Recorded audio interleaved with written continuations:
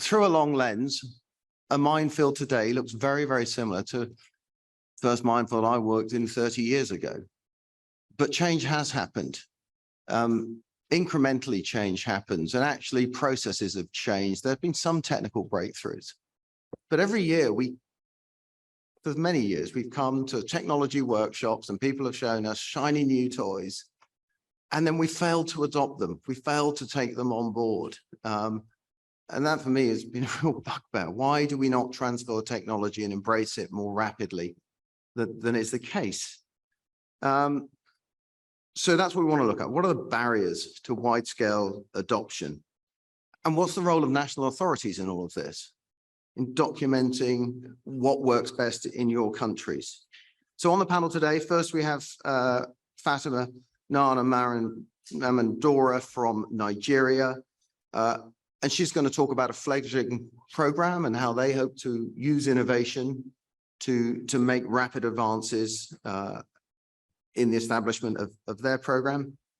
Then we're going to have John Fodoulis, who 5 years ago presented a shiny new toy, and over the last 5 years has been rolling it out and deployed a fantastic system in multiple countries. Many of you will have been downstairs, heard the presentation from Humanity and Inclusion. And he's going to talk about how HI and mobility robotics have overcome the skeptics, have overcome the challenges, to take what was 5 years ago a shiny toy with people saying that's not going to work into something that's potentially groundbreaking. Next, we have Carolyn Masbungi from UNICEF, who will be talking about her experiences in designing and rolling out digital solutions, how UNICEF has embraced change and overcome the skeptics. And then finally, Amir Omaragic from UNOPS will talk about other aspects, that innovation isn't just all about technology. There are other challenges to overcome and ways to advance. So that's what we have ahead of us. First of all, I'd like to pass the floor to Fatima to talk about Nigeria. Thank you. Thank you very much, Chair. Excellencies, distinguished ladies and gentlemen, good evening. I'm going to give you a brief overview of the fledgling program in Nigeria. Nigeria is probably the infant in the international mine action space. We're in the early stages. And I'm going to talk about what efforts in the recent months we've made in terms of mine action. But this is just an overview of Nigeria. Nigeria is a big country, not in terms of land mass, but in terms of population. We're approximately 212 million people with a few, or rather conflicts all over the country. In the Northeast, as we're all aware, there's been a protracted humanitarian crisis due to the Boko Haram insurgency. And of course, there's EO contamination in the Northeast. In the center, there's been farmer-herder clashes and there's the use of arms. They've been sort of isolated incidents of victim activated IEDs going off in the center. And in the Northwest, over the past 2-3 years, there's also been clashes, bandits. So it's sort of like a metamorphosis of Boko Haram and herdsmen, so causing chaos in the Northwest of Nigeria also. And the army is actually intervening in that area. So obviously there may be some contamination. Next, please. Also, what recently came to the, sorry, back to the last slide. We found out that there's a stockpile of landmines in the southeast of Nigeria. So it's legacy landmines from the civil war that ended since 1970 that have not been cleared. So that's also another issue we're dealing with. Next, please.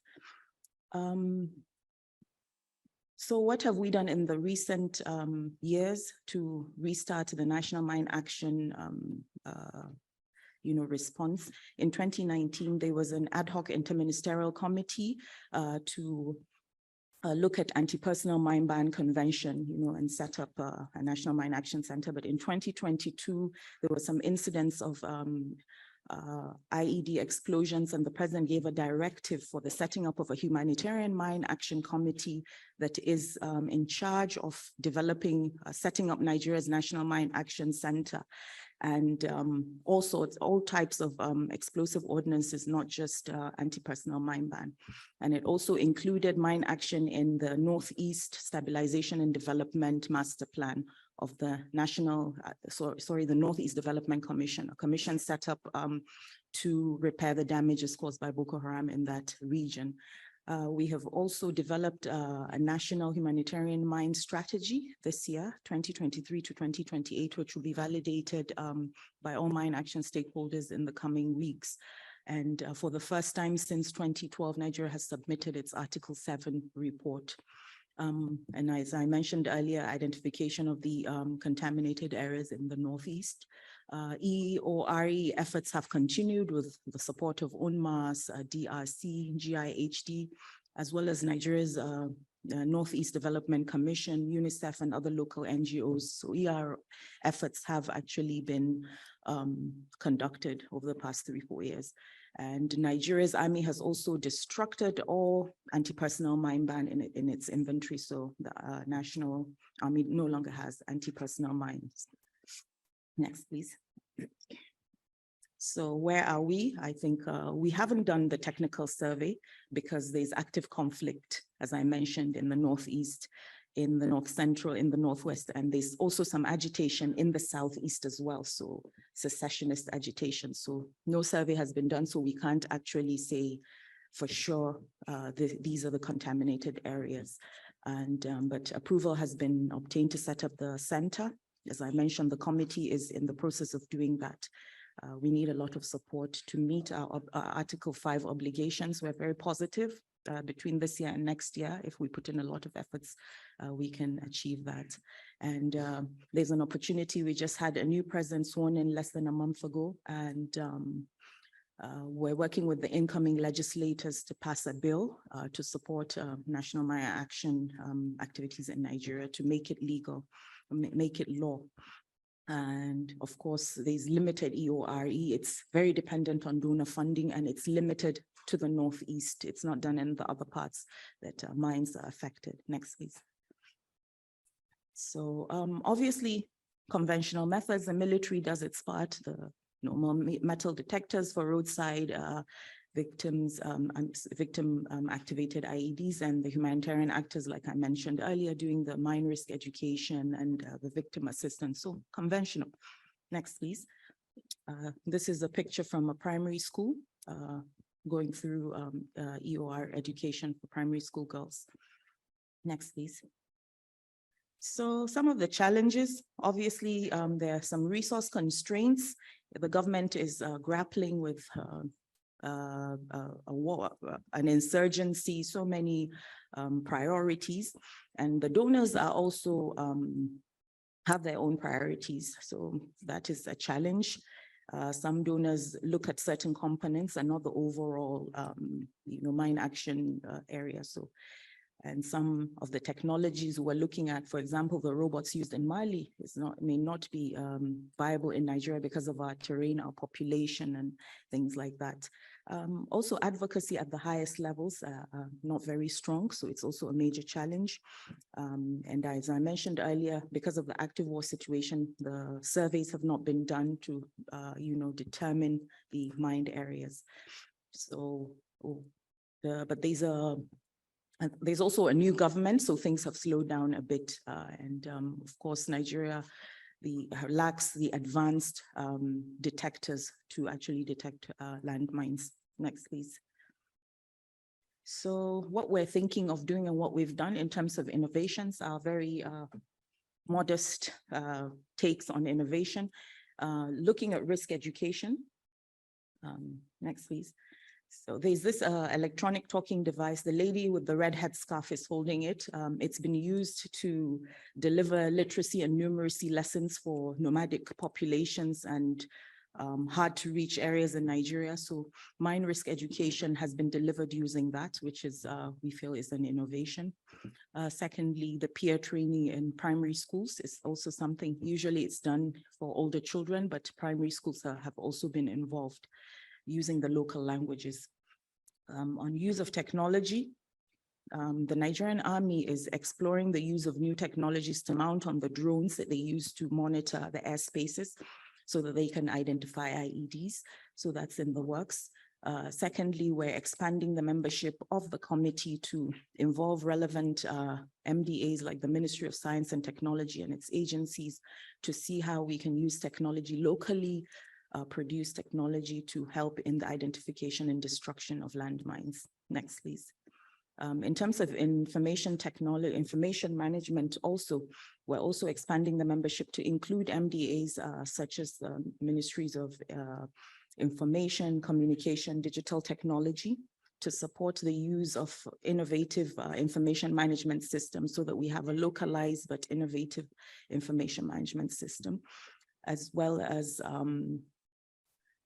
using in the absence of survey, we use the heat maps developed by UNMAS to sort of determine or have an idea of areas that have been mined. So next, please. Next, please. Okay, also in terms of information management, UNMAS has a system which we hope will transition into our own system, but with improvements based on the local, MDAs that are in information management. So we're going to use UNMAS's system and integrate it into the national system. So this is just an example of UNMAS's heat map. So the redder the dots, I mean, the more the attacks. So where they've been attacks, more attacks, you can see the red dot. This is Borno. This is the Northeast, Borno, Yobe, and Adamawa states, the most affected by Boko Haram. Next, please. So basically, in terms of strengthening the national mine action operations, these are the three key things we're looking at: establishing and empowering the National Mine Action Center, expanding the membership to include relevant MDAs as well as other mine action players, and then the coordination meetings to ensure that we have a strengthened response. Thank you very much. Caroline, thanks for that. We're going to move straight on to John Fardoulis to talk about what HI have been doing with UAV-based sensors. And I think everyone's going to be fascinated. John. Hello, thank you. Apologies for the delay. I made a mistake regarding our side event times and we got a bit late coming here, so sorry about that. My name's John. I said it in the last session. Most people don't know my surname. They call me John Drone. I'm sort of owning that association. Most countries I work in, people speak English as a second language. So you don't need to know my second name. My name's John Drone, and I'm the guy who goes out in the field and makes the drones work. Just to give you an idea of how we work and who we are, I'm a consultant. I've been using drones in mine action for more than 5 years now. And I'm recruited. I'm under a HI, Humanity and Inclusion Global Project, an innovation project. And one of the things is to send me out on secondment to different countries and different organizations to actually, Richard was saying, how do we overcome the skeptics and move something from a shiny new toy? Well, how we're doing it is they're sending me out with the shiny new toys, and we're working in real minefields, real environment, and that's how we're getting our traction. So if we move to the next, sorry, there's a lot of animation in this. So that's who I am, that's who I'm working with. If we go to the next slide, please, or the next animation, please.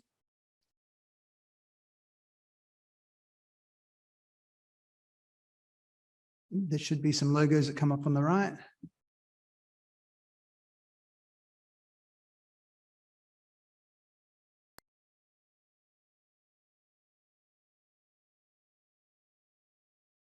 No. I could do it without the slides, but it's probably more interesting when you see all the visuals I've got. I've got like a lot. And seeing is believing was the title of our previous session. Maybe while they're trying to work out, I'll keep going to save time because I feel guilty for stealing time. So, so basically I've been seconded to pretty much every international humanitarian mine action actor in many different countries. We really got our start in Chad, and our friends here from Chad, nice to see them here.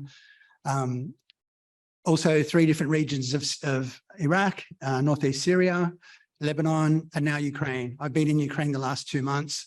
I just saw my next mission order for Mondays come through, which is happy because I thought it might have been delayed. So back to Ukraine after this event. And yeah, that's, unless if we just do it without the animations, I don't mind. That first slide just showing who we've worked with in terms of the NGO, that's it, the NGOs, and also helping second me to help with consulting with the different authorities. And you can see there's a lot of the big ones in the world, in the countries where we've worked. So I've been seconded to work with all those people, been in the field like I was their staff each time I'm seconded. So it's cumulative knowledge. It's not just what I know. I'm a sponge that's sharing the joint knowledge. Next, please. Okay, so like I said, all those countries, I've personally, these 2 hands have operated drones at more than 250 minefields and BAC sites. So a way to mainstream shiny new toys is actually get out there at the pointy end and get on with it. So that's that point. Next one, please. Okay, demonstration is really important. You have to really show and prove things. In mine action, there's always a limit in time and money. So you have to demonstrate and demonstrate at the pointy end in the real world. So here's an example, just to give you the people who weren't in our site event. The way that I'm using drones isn't just to take photos. The drone scans an area and puts thousands of photos together to make a map, a visual map. It's sort of like Google Earth or satellite imagery, but normally about 100 times better quality. So in Google Earth, you might be lucky to see a car. Here we can see some camel, dromedary bones from carcasses. So, okay, example, and I'm so pleased to see about my friends here from Chad General and Sultani. Thank you for being here. Learning by doing. So what we've done here is on the left, there's a red circle where we found an animal carcass, and on the right, an animal carcass. If we go to the next slide, we'll find a pattern. Those red circles are showing where there are other animal carcasses that we've captured in the drone map. So what we then do is look, are there any patterns? Is there any anomalies, any irregularities, anything that just stands out? And you can see in that scenario, and this is a real world scenario, that's another point in overcoming the skeptics, you have to be real world. So in this scenario, we can see there's a trend happening here. And we're suspecting the area, and what's happening is the dromedary are going into the minefield, falling over and dying. And that's giving us ground sign. So we can't see the actual mines because they're buried, but we've got other indicators that we're seeing here to give us an increased probability of finding the minefield. Then what we do, we follow up with clearance, and we validate our results. So that's just one example. I've got several examples here. If we go to the next one, please. This looks a bit complicated. We could have probably deleted a lot of that, but what's happened here is this is a blind trial in Iraq. This is when I was seconded to work with NPA in Anbar. So this is the final result of the land release task, including all the clearance information and technical survey information. But before any of this started, they sent me that background is a zoomed out view of the custom drone map that I've made. Like I said, like Google Earth, but say 100 times better. What I did was where I could see all the devices, the improvised landmines or IEDs, depending on your terminology book. I put a yellow dot every time I could see a device, and that gave us a trend of where the mine row was. Then NPA continued, they went directly to clearance because we'd had some confidence before. They didn't have to do like sort of systematic technical survey to get to the evidence because we could see it in the drone imagery. So they went straight to the mine row. So it was like clearance from the inside out. Saving money on technical survey because they put the mechanical assets straight onto the contamination. Then over the last, I think about 12 months, because it was we're looking here, this is about 3 million square meters. It's not a small area. The red dots are where the devices were found during clearance. So what you can see is the yellow dots and the red dots line up very well. There's a very good correlation between them.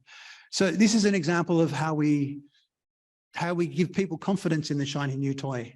We've got it at the coal face, at the pointy end. You know, clearance tasks like this cost millions.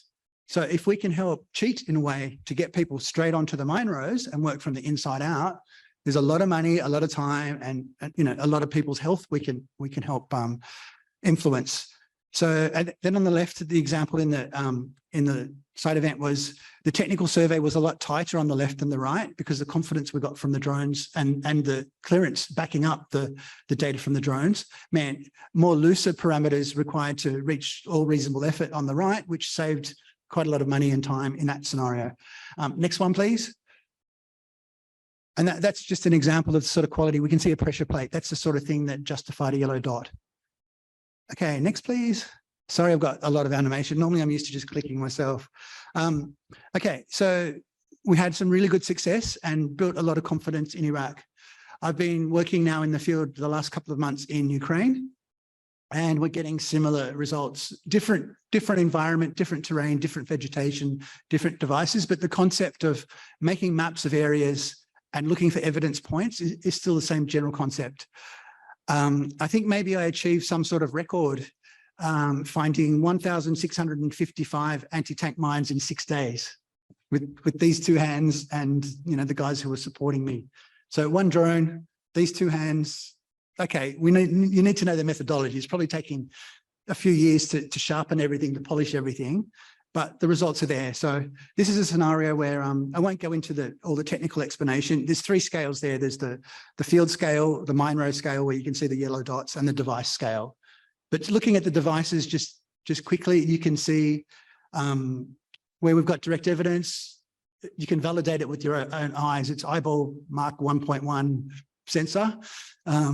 You can see that they're real anti-tank mines. They're TM62s, and generally we can tell the difference between the TM62Ms and the TM62P3s, the metal versus plastic, because normally we have enough resolution. Next, please. And that's the point I almost forgot to mention. We're just using off-the-shelf technology there. So it's really, well, I call it cheap. Depends on, you know, compared to a pen or a drone. Obviously a drone's more expensive, but off-the-shelf drones compared to custom industrial drones, we're looking at a full kit with spare batteries of this latest model that's doing very well, about $4,500. An industrial drone with industrial sensors might be $100,000. So if I say cost effective, I mean, maybe slightly more than a metals detector as order of magnitude. So all those results you saw, we're using off-the-shelf drones. And what we're doing now on my secondment recently with NPA, also in Ukraine, pretty much we've got a program implementation plan template, what we need in terms of IT equipment to support processing at the office, what we need in team composition, everything. And what we're hoping to do is copy paste that idea into Ukraine in general. So that's pretty much, and for me, the impact right now, a lot of it is from off the shelf, scaling quickly, because this technology, I've been using it for 5 years now. So getting back to what Richard said, I presented 5 years ago and it was a shiny new toy. Now it's about mainstreaming, and I'll get to overcoming the skeptics. And I'm hoping that I am sort of along the way overcoming the skeptics by giving you a flavor of how we're real world. Also too, we've done some advanced research, and this was actually in Chad in the Sahara Desert. We camped inside the minefields because we found that operating at night was more effective than operating during the day. So sometimes you have to think a little bit outside the square. I knew that from drone archaeology projects I'd done with thermal cameras before, thermal or IR or TIR, whatever you want to call that camera. And if you look along the top, the dark patches are anti-tank mines. You can see 1, 2, 3, 4, 5, 6 there, and you can see many in the middle, anti-personnel mines. Again, blind trial, doing it at scale. More than 2,000 buried mines were found in the desert using this in 2019 and 2020. Next, please. And what we normally do towards the end of the project, we do a wrap up. And I know some of our friends from the journal are here. Really nice collaboration with the Journal of Conventional Weapons Destruction to actually share lessons learned and share some of the techniques and data. That's another thing to build confidence and to mainstream things and help other people copy paste what we're doing. Like I said, the project is a secondment project. It's really trying to share knowledge with everybody. It's not just a one operator project. And that's, I guess, where we're getting the buy-in from everybody too, because everybody's had a chance to have me work with them. Next, please. Okay, so this is a bit hot off the press. It's a little bit slower than on my super big computer, but that's okay because I need super big computers for drones. That was just a normal image. We're playing around with some other techniques in Ukraine to help make the landmine stand out more. We're not finding buried mines using this technique, but compared to the normal visual imagery in the first, it's the same flight, just with two different, or the same area with two different approaches. So mainstreaming is important, but also we can add on a little bit with a few more advanced things. I've got a long background in advanced sensors, but to me, the priority isn't so much the advanced sensors now, it's the stuff we can mainstream. The mainstreaming is more important rather than the bleeding edge. So that's just a little bit of a sneak peek of what's in the pipeline. One other technique I've been using. Next, please. So the most important way to overcome the skeptics and to mainstream is have cred. These two hands over these years that I mentioned have found about 10,000 landmines. So I reckon that's a level of cred that people probably listen to. Next, please. The way that we've been working with HI has not been a humanitarian to beneficiary approach. It's actually been a humanitarian to humanitarian approach, which is a little bit unusual or a little bit different. So our beneficiaries are really the other NGOs working in mine action and the national authority. So we're trying to help the mine action community become more efficient, more productive, so they can help the end beneficiaries. So it's not humanitarian to beneficiary. And then again, that also helps us get the relationships, get the trust, get everything to help mainstream. Next, please.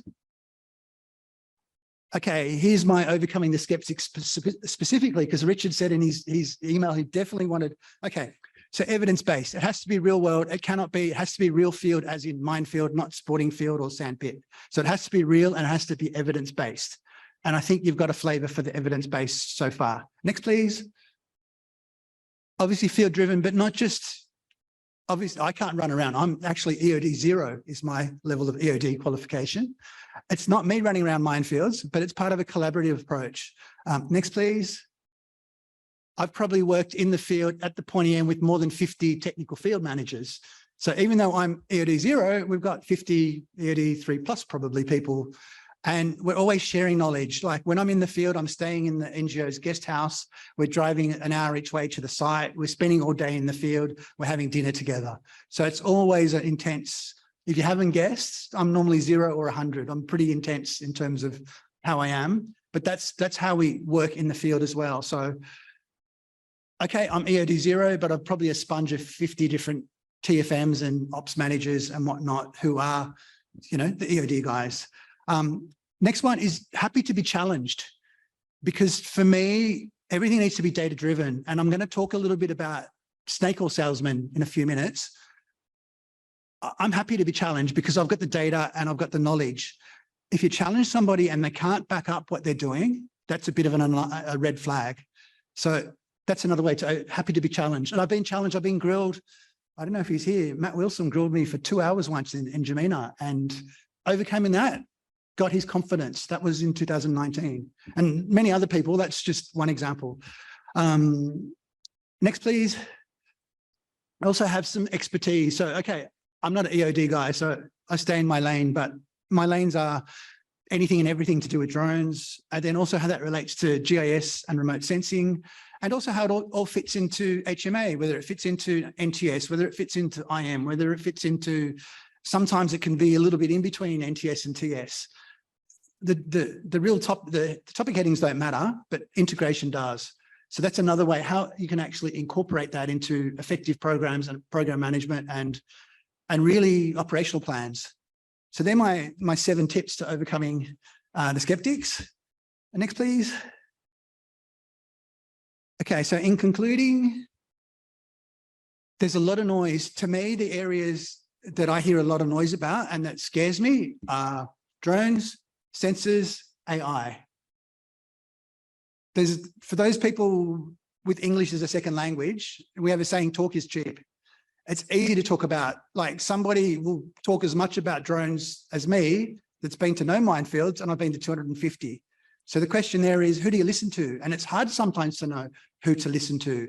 So definitely there's a lot of noise, and that's fueling the skepticism, and that's a problem. And I think we all need to, and it's my last point, but I'll skip to that. We all need to work together to have a mechanism. We have to have some metrics, and we have to have a screening process. So the people who are making noise that really are trying to sell silver bullets, and that are trying to sell stuff that they haven't even tested themselves, let alone trying to, get a national authority or get an NGO to buy stuff. We have to have a way of screening, especially, okay, my specific area is drones, but I also have worked in AI and sensors as well. So we really, really need to, and cowboys are out there, and particularly where I'm working in Ukraine, I had a meeting with a colleague from Ukraine that I just met yesterday for the first time. And when I mentioned a certain type of sensor, his body language was like this. And I know why. And that's what we have to work towards, because, okay, I've been working really hard and camping inside minefields and whatever all around the world. Somebody just promising silver bullets, promising false hope can ruin all that. So we as a sector have to protect the integrity of the things that work in a way. And that's another way of dealing with the skeptics, but not even, we don't want to create new skeptics. We want to have the current level of skepticism and maybe reduce it. But people from outside of mine action are coming in and increasing that. One point about innovation. Innovation is a tool. Like a drone is a tool, like a GPS is a tool, like a watch is a tool, like a pen is a tool. They're all just tools. Innovation is not a means to an end. Well, it is a means to an end. It's not an end in itself. Sorry, I mixed up my my line there. And it's just a tool how to get somewhere. You can write something, a Nobel Peace Prize essay or something on a piece of paper, or you can just draw a cartoon. It's just a tool and a means to an end. Next, please. And this is it. This is the last slide for those people who are thinking I'm going too long. What I mentioned before, we do have a role to play. Maybe if the drone side and the drone and sensors side of thing is too technical, maybe we can have a working group. Maybe we can have some ways of thinking, we have different actors who have the technical knowledge to help screen things, to try and have an honest answer for people rather than the noise, the signal to noise ratio being inappropriate. That's it, really. Thank you. John, thanks very much for that. Your fascinating points. I think there's one I'd add to your list. Having been tracking your program, your project over the last 5 years, is the importance in innovation of not overselling. And throughout the years, they've moved through incrementally more difficult areas, but always they've been clear on what they can do and what they can't. And I think that's really important to getting ideas adopted. Right, next, we're going to turn to Caroline, who comes from outside of the mine action sector.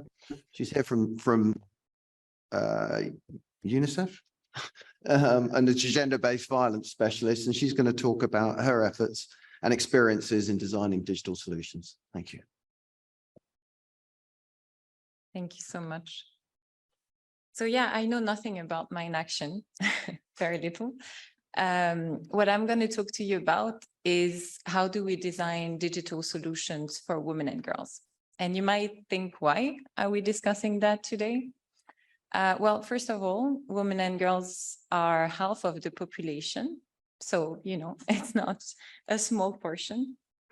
Second of all, what we've done at UNICEF is to build digital solutions not only for women and girls, but for survivors of gender-based violence. So essentially for some of the most vulnerable people out there.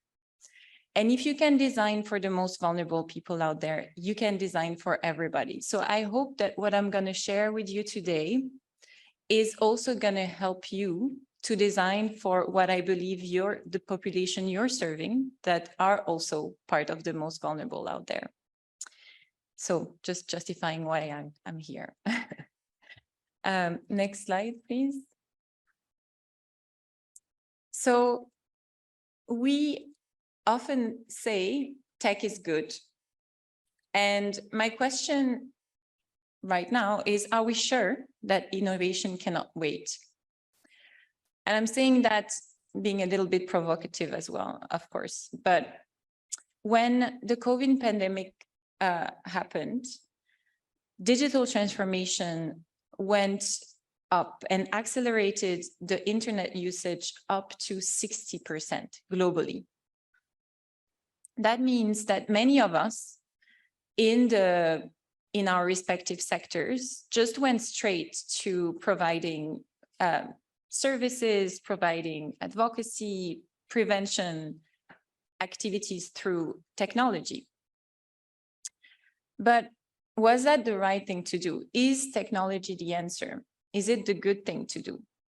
Do we consider risks when we do technology products?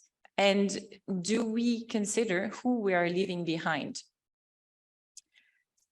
When we come to talk about women and girls, only 21% of women in the low middle income countries are online. So that means that when you design a digital solution for them or for the population you're serving, 80% of the population you're serving is not accessing that information. 80% of the women and girls are not accessing this information. 800 million women do not have access to mobile internet. Up to 98% of women and girls reported having faced online violence in the Middle East and 90% in Africa. So that means that when we're bringing them online, we are causing harm because they're exposed to online harassment, they're exposed to abuse, and technology facilitated gender-based violence. And there are many more challenges. There is very low literacy, and I think that's not just for women and girls, that's for a lot of the population we're serving. Low connectivity, which means that, again, if you don't think about this when developing your tech products, then you might exclude many of them. Oftentimes, phones are shared, especially when you're talking about women and girls and you're developing a product for them and phones are shared and you're proposing sensitive content that might expose them because they might be seen using that information in front of male relatives, and that can lead to potential backlash. So we have considered all of this when developing our digital solution. Next slide, please. So we have built a number of digital solutions for women and girls. One of them that I'm going to talk to you about today, it's called LAHA. LAHA, and I think you might have leaflets with a QR code that can take you to the platform. It's a virtual safe space platform designed for women and girls to provide information to them on a variety of topics. And I think I'm going to talk in a bit about the opportunities for Mind Action. But mainly, we're giving them very accessible information on gender-based violence and sexual reproductive health. And from the very beginning, we were very intentional about human-centered design, which meant that we designed with them from the very beginning. Our pilot countries were Iraq and Ecuador. And in both of these countries, we spoke to about 500 women and girls, and not just at the initial phase where we could understand what were their life like, what were their level of education, what did they want to see, what did they not want to see, what were the risk factors they were exposed to, what their daily lives were about, so that we could develop user persona and user story that led the development of the platform. But we didn't stop there. At the stage of the design, we also consulted them. And so they made decision on the color palettes that you see on the platform. They made decision on the content. They made decision on the functionality. They wanted to interact with each other. So we're building a user forum. They wanted to see content on family planning. They wanted to see content on understanding more about their own body. We built content on female anatomy. So everything that you're seeing on the platform are decisions that were taken with them and by them. And we continue to consult with them at every stages up to the monitoring and evaluation and ongoing implementation, where in the 5 countries where we are currently deployed, we have built monitoring and evaluation mechanisms that are integrated in the platform and that allow us to receive feedback from them as they're using the tool, understand the risk factors, but also understand what are the additional needs they have. So for example, we know right now with the current implementation we have that most of those that are using our platforms are actually adolescent girls, usually between the age of 15 to 19. And they really wanted to have fun on our platform. So not only learn, but also have fun, be entertained. And so now we're partnering with the Finnish gaming industry that is working a lot for in low middle income country, and that are helping us to develop gamification on the platform. So to make our platform more gamified, where they can have fun and so on. So just to explain the link between our consultation and what ends up being on our digital solution. Right now, our reach is that we're available in 4 languages, in English, Arabic, Kurdish, and Spanish. And we'll soon expand to Afghanistan, where we'll have Dari and Pashto, to French, to Ukrainian, and by 2025, there will be about 15 languages on the platform targeting about 25 countries. So all of that requires a lot of contextualization, and that requires, I think, as John mentioned, working really hand in hand with the people on the ground, with the women and girls on the ground.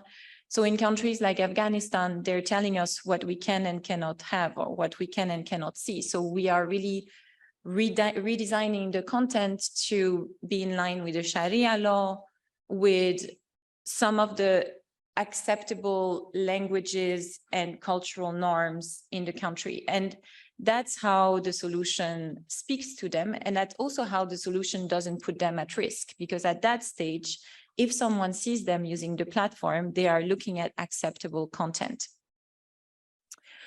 So the platform is currently capable of supporting around 50,000 current users and anticipating a monthly usage of around 200,000 users. So we're really trying to reach scale here, and both for the population that lives in the country that are affected by humanitarian crisis, but also the country of refuge.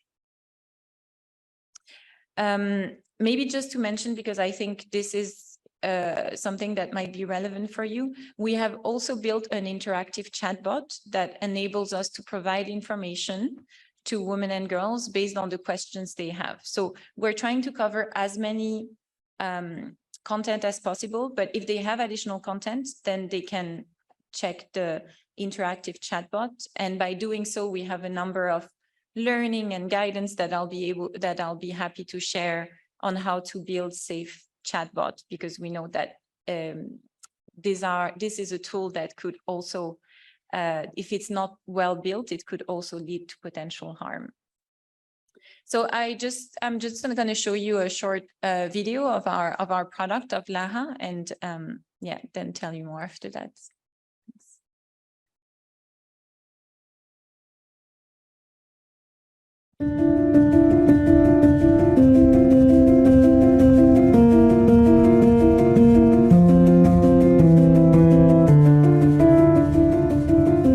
In humanitarian contexts, girls and women often don't get the information they need about their bodies, health, rights, and where to find help. 1 in 3 women faces GBV in their lifetime. At least 12 million girls are married before they reach the age of 18. This is 28 girls every minute. Access to physical safe spaces is not always available for them.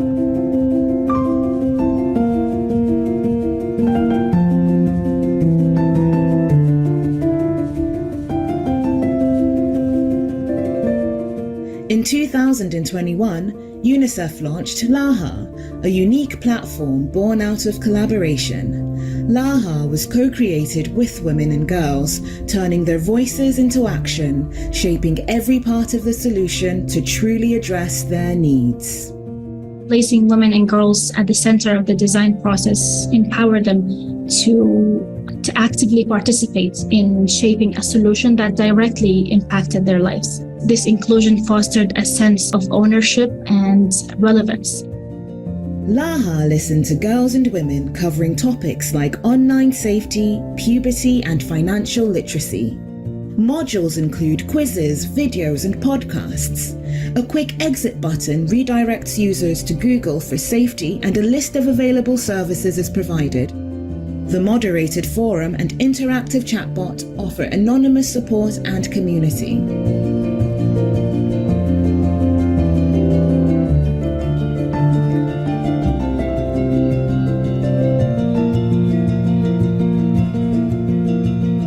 Laha, a virtual safe space for girls and women.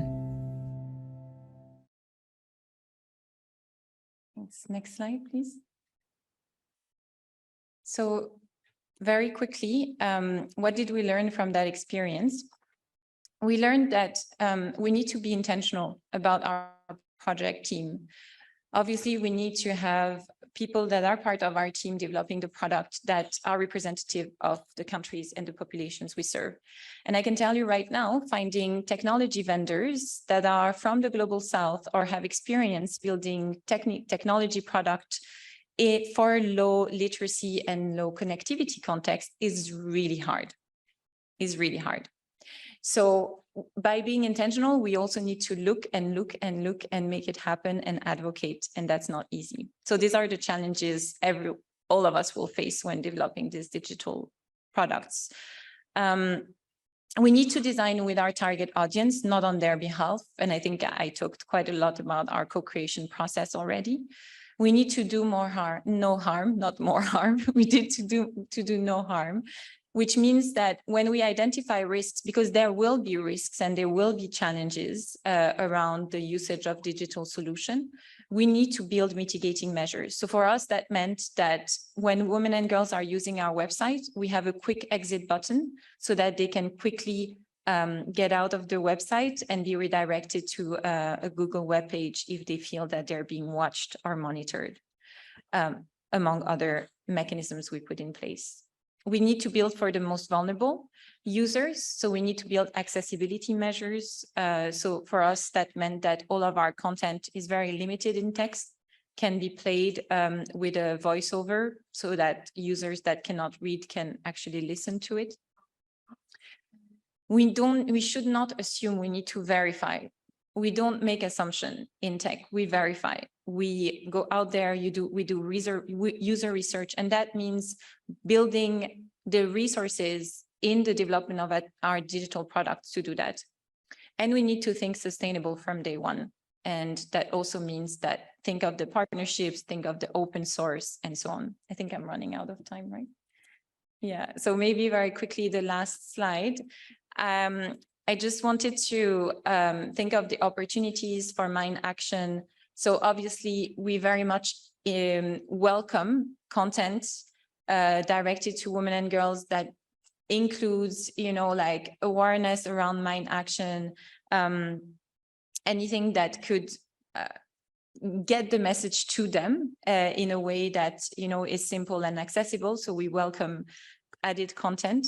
And also to think of whether you as a sector, want to think of a solution like Laha that could be directed towards them in terms of the victim assistance services and so on. So yeah, these are just some reflection that I think our colleagues at UNICEF would be happy to follow up on. So yeah, thank you so much.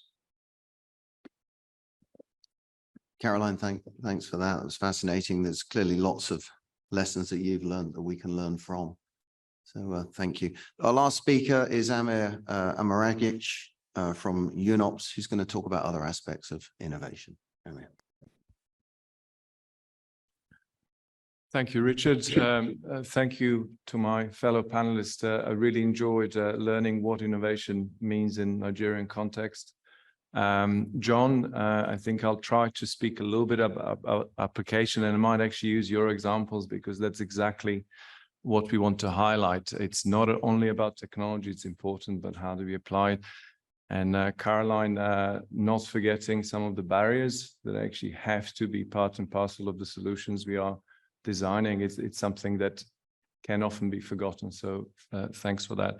So a couple of fairly simple slides from our side, from UNOPS, in reflecting how we actually pursue innovation and how we can actually think about it in a different way. A few of them will actually talk about concepts, and then we'll speak about a few examples as well. Concepts are not to teach anybody in this room what innovation is, but it's really to highlight that very often we focus on technology only, and that application, as I said, might be missing, but also focus on a positive change. At the end of innovation path, there has to be a positive change, and it's not the end in itself. And that's something that I think we've seen not only in Mine Action as a sector, but across different sectors. So there has to be a positive change. The other element there to focus on our minds on invention could be of a product, a shiny tool that we talked about, but it could be a process, it could be a strategy, it could be anything that when applied helps us do better. So I think I'm already mentioned this already, but innovation also is very much linked to our behavior, to behavioral science, and actually what is our culture? What is our incentive system? What is it that we are telling ourselves in our teams?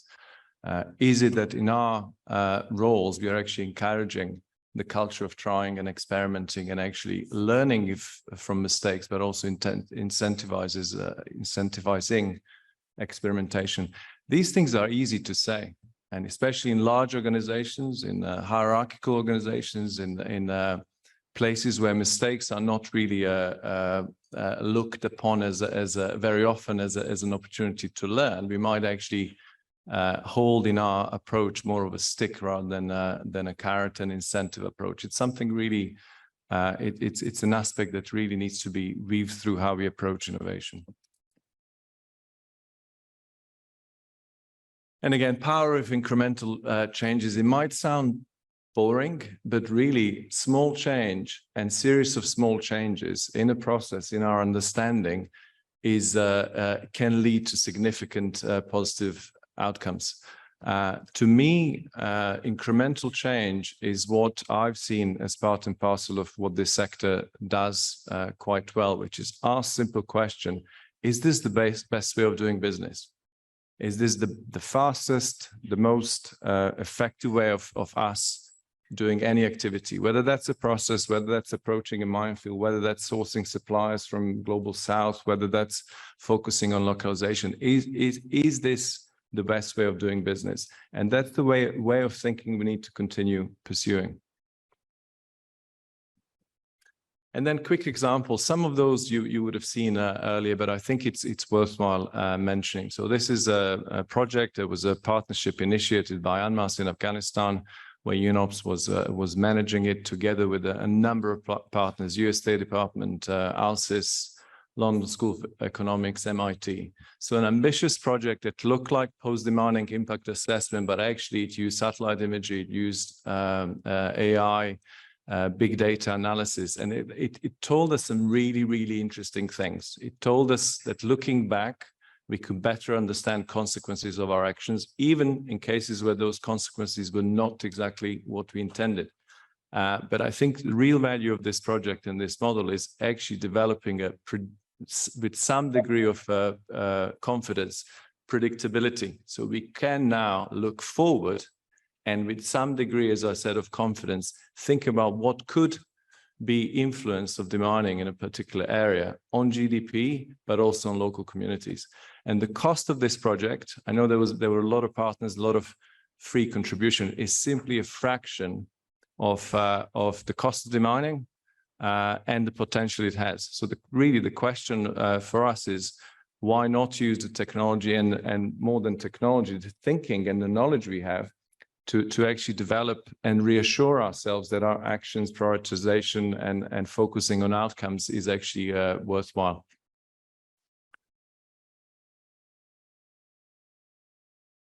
on a completely different side of things, less exciting, I would say, but back to incremental changes. Most of the organizations use data visualization tools, whether it's Power BI, Google Suite, IMS, IMSMA Core. The question really is, so what? What do we get out of that? And these are just very small segments of dashboards that we use internally to focus our resources. So for the HR, analysis across the portfolio to see what are some of the stumbling blocks, so we actually have so we can speed up the process, but speed up the process with an outcome at the end. For the procurement, it's analysis of whether our processes are competitive enough. Effective competition ensures best value for money principles are protected and implemented, and essentially us looking at data in this way and having it being visual helps us really direct our resources and just continue improving. And the final example is how we use one of our strategic procurement tools. It's pre-qualification. All of our partners are actually well aware of what it means. Sometimes it is a quite tedious process. But in this case, we've actually included elements we expected of all of our partners to address when submitting their proposals and their applications for to be again pre-qualified. And you can see the change that ensued. I do want to highlight just putting a criteria in a tender and in a pre-qualification documentation. It's a small but important push.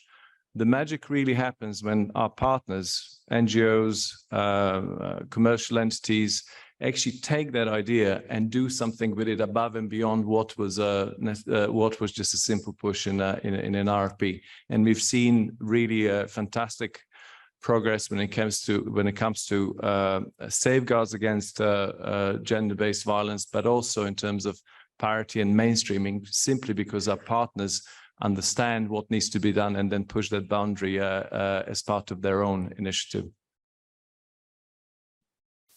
I think this should bring us to the end.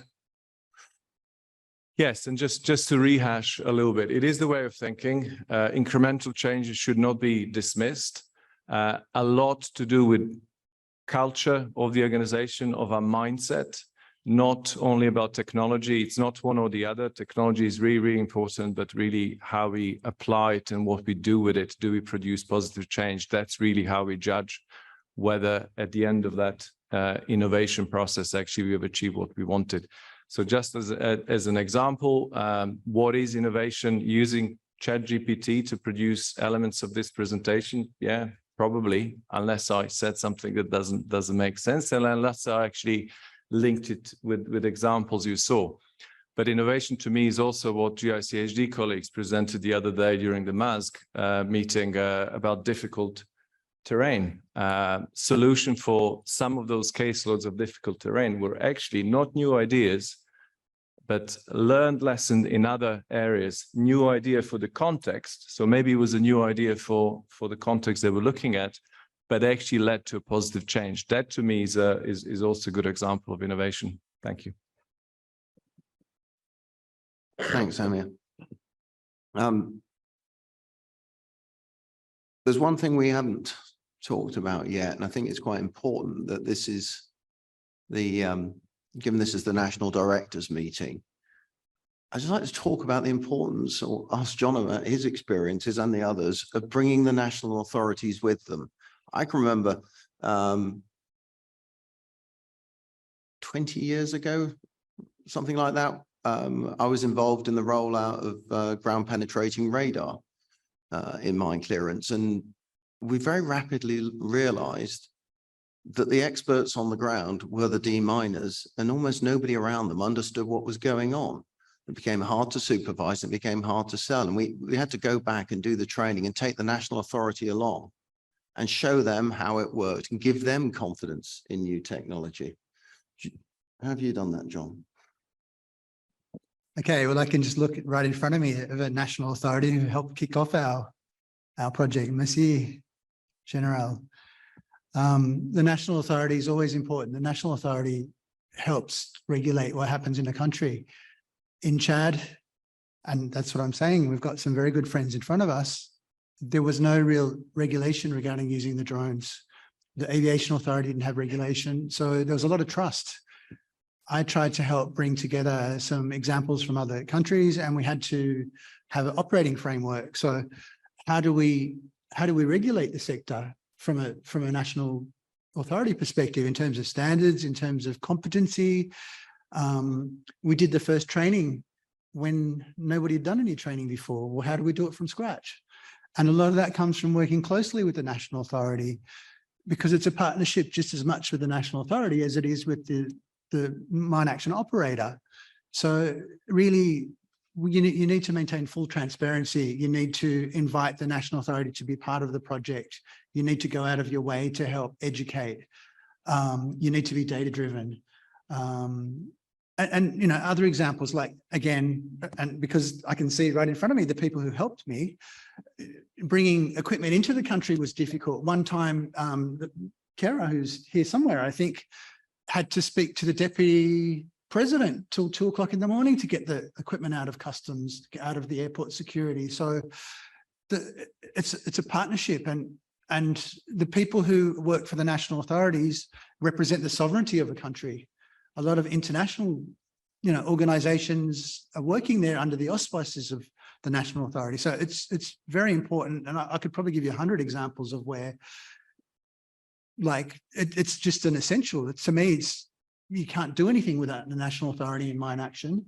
And also to bring them along, like the project we had in Chad, the funding, you know, ran out and the deadline ran out. But even still, I get messages and calls from staff for technical support, you know, 2 or 3 years later, and I'm proud to help, even though the project's finished. So I think the national authorities have to be treated as a trusted partner, maybe like a big brother sort of scenario, and we have to work together. And because ultimately they're the ones who are in charge of the stewardship of the technology and the innovation as well. Hopefully that's not too long and clear. Thank you, John. Before I thank the panel, I'd just like to ask, are there any questions from the floor or comments? I see over on the left. Good afternoon, Pedro Basto, Research and Innovation Program Manager for GICHD. I'd like to thank the panel and the audience and the organization for bringing such an interesting plenary session and with such good inputs. I'd like to make a statement on behalf of GICHD to highlight the relevance that innovation has for the center. This has been reflected in the current strategy approved earlier this year, but also turned into practice with the creation of this research and innovation program, which is quite recent. The ambition of the program is to build upon previous initiatives, namely the technology workshops, but also all the other platforms and research activities that can provide chances for constructive exchange of ideas, open dialogue, share of best practices, and ultimate goal to enable the uptake of innovation in an effective, collaborative, and comprehensive manner to the sector. One of the first activities under this new scope of the program will be the Innovation Conference that will be held here in Geneva in November this year, and I extend the invitation to all to attend and to be part of the discussions, trying to move forward from the good points that have been presented here, very well noted, and we will further explore them at this center. Thank you. Thank you. Chad, please. Merci beaucoup. Bon, je vais un peu loin. John, parce qu'effectivement, même concernant le programme national du DMUNAS, c'est un nouveau outil. Comme tu l'as dit, on a commencé à zéro, on ne connaît rien. Et moi, je confirme ici à la salle que ce nouveau outil a aidé beaucoup le programme national du DMUNAS tchadien. Après le départ du projet pour EDECO, il n'y avait personne. On a formé une équipe très solide, compétente, Et je vous assure que les drones nous ont aidés à beaucoup gagner du temps. Et c'est une très, très bonne expérience au Tchad. Et voilà, une petite anecdote. Un jour, le drone ne marchait pas. Il fallait contacter John jusqu'en Australie, tout ça, pour demander quelques questions et ça marchait. Voilà, c'est vraiment une... L'innovation, nous, au Tchad, ça fait plus de 20 ans qu'on fait le déminage mécanique, manuel, tout ça. Mais cet outil, il est indispensable dans la lutte contre le mine.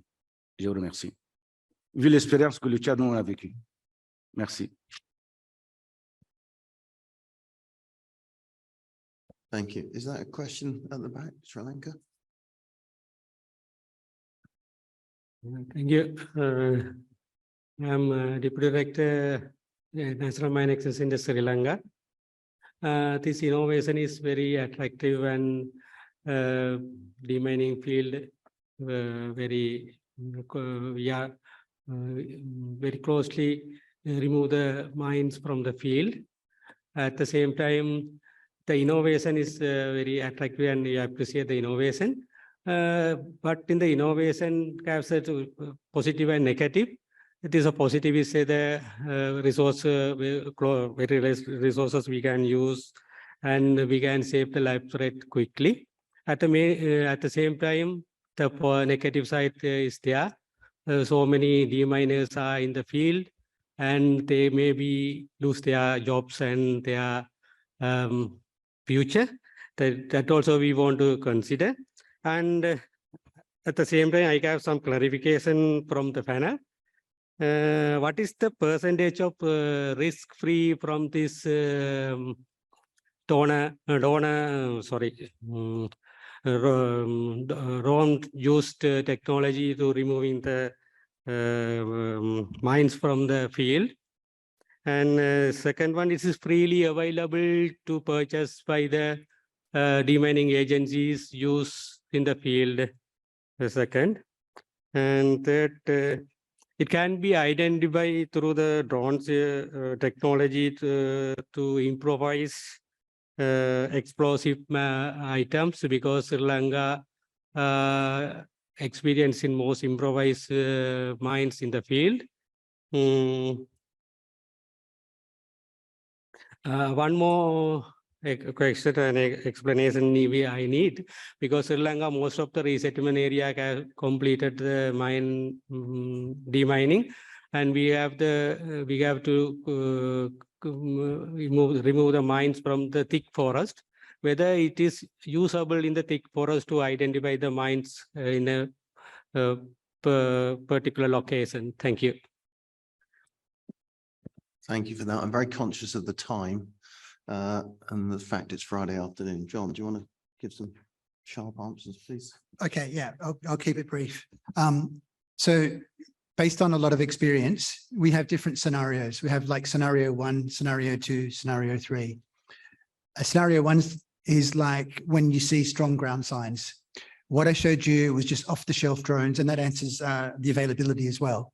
The drones we're using are just available from the marketplace. They're a step-up model. They're not a low-end model. They're a mid-range to high-end model, but they're available in the marketplace. So they have their limitations. So the first thing you need to do is have some visual evidence. If you have visual evidence, they're useful. And the evidence could be things like, generally like, you know, animal accidents, vehicle accidents, craters are signs of the presence of contamination, or maybe roads in use might be the signs of the absence of contamination, which is NTS 101, really, that sort of scenario. In terms of the right and wrong use, I think you need to look at, and what Richard said is true, some people overpromise and underdeliver. I'd like to do the opposite, to underpromise and overdeliver. So what you need to do is look case by case, particularly with the off-the-shelf low-cost solutions that I presented. They are really reliant on seeing visual evidence. So that's in terms of the appropriate use, identifiability. IEDs are the same to me as any other target. Do you have any ground sign? For example, in Iraq, the improvised homemade explosives leak out and stain the ground. So there's some signature from the, in some places, maybe the improvised devices might make the grass grow greener. So again, it gets back to the visibility, whether it's landmine, conventional munitions or IED. and the visual side of things. I'm just trying to wrap this up super quick. So really it's a case-by-case scenario. The way I normally ask is to look at the NTS reports. Look at NTS, what visibility we got. Are we seeing devices in the NTS? Are we seeing craters in the NTS? Or are we not seeing anything? Because the hardest thing is in dense vegetation, because right now you cannot use the standard off-the-shelf drones. You need to have more advanced sensors, and then it doesn't come so deployable because you need, a specialist like me. Whereas the thing I enjoy most is teaching NTS teams how to use this, and I become obsolete. So I'm hoping to have wrapped up those 4 questions. Yeah, I hope I've wrapped up. Do you agree, or? Well, you can follow up afterwards. Yeah, we can talk. I'm Yeah. conscious that some people have aircraft Yes. to get to, and we're now cutting into the closing ceremony time. I'd like to draw this session to a close. I'd like to thank Fatima, Nana Mamandora for an insight into the challenges and early adoption of new approaches in Nigeria. I'd like to thank John for showing how skeptics can be overcome and how credibility can be built. I'd like to thank Caroline for showing us how in another but very important field, UNICEF has embraced new technology, done its homework properly, really thought things through with stakeholders and authorities to define and develop an effective system. And I think there were lots of lessons for all of us in how to go about adopting new technology there. And finally to Amir, for showing how there are many other aspects of innovation beyond simply the technology. But I, for one, think that was a fascinating discussion. I have one hand being waved at me. Can you make this quick, please, sir? Tajikistan, please. Thank you very much. Just I have the one, this is just comments to John. With regards to this innovation, with regards to this drone, is there any option to use just as pilot project, your method, non-technical survey in very highly mountainous areas in Tajikistan? It will be very useful for us if you just thinking about this, and for the other way will be increase using like this drone in highly mountainous areas, because in the past we used like this drone, but they didn't bring any benefit for us, and we just stopped at this. That is now the equation and just proposal to John. Thank you. Yeah, we can talk separately because we don't want to hold up the whole conference. There are some places where there are neutral results, not good or bad. Some places they're not useful. It's not a silver bullet. So let's talk separately about maybe doing something in future, what would be required. But I admit up front, it's not a silver bullet. It will not work everywhere. In some places, it doesn't add value. It's just a matter of what we try and do is try and find places where it can. But let's talk separately because the conference needs to close. Well, thank you, John. Thanks, Fatima, Caroline, and Amir. We've run out of time. It's been a fascinating session. Thank you for your attention, and I'll draw this meeting to a close. Thank you.